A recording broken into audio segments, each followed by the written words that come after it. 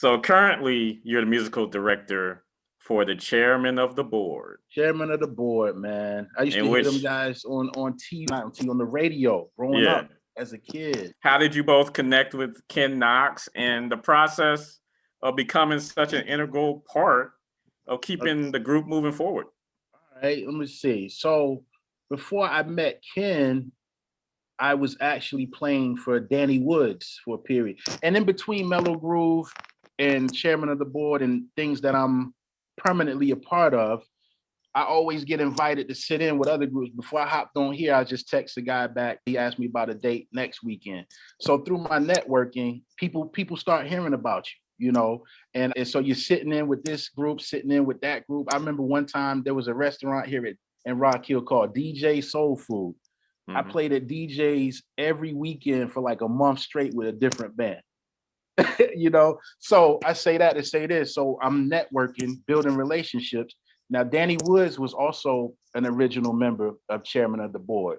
When General Johnson passed in 2010, I believe, instead of the group kind of remaining intact, they kind of split, which happens while they figured things out. So one of the musicians who I have been networking with, shout out to Jerome Joseph.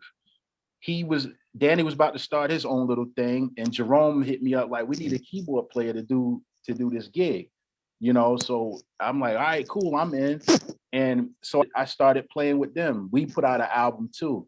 And I got to give props to James Tootie Hogan, which was the guitar player for that group. That guy taught me so much about chords and different things. Because a lot of times we have the idea that we know it all, not the attitude that we know it all, but maybe an understanding that we know it all. He taught me so much.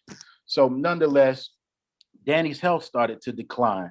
And so that outfit had to stop. Danny is actually passed now. Rest in peace, Danny Woods. So during the time, Brandon's already kind of going over to the chairman. He started out singing in the backup band, which is the Executives. He was leading that at first. Then he got moved up to the front. But he's already got his foot in the door over there. My buddy LeVar, who I had done some hip hop music with, had recorded vocals on the track the chairman of the board had called Carolina Shuffle. So they was both putting my name in the pot as far as a keyboard player is concerned.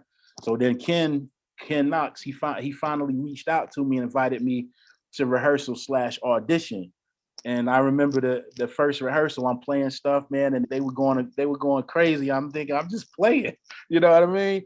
They were going, so I'm thinking I'm going there just to audition, just to rehearse. And that one instant put me in. And that was 7 years ago.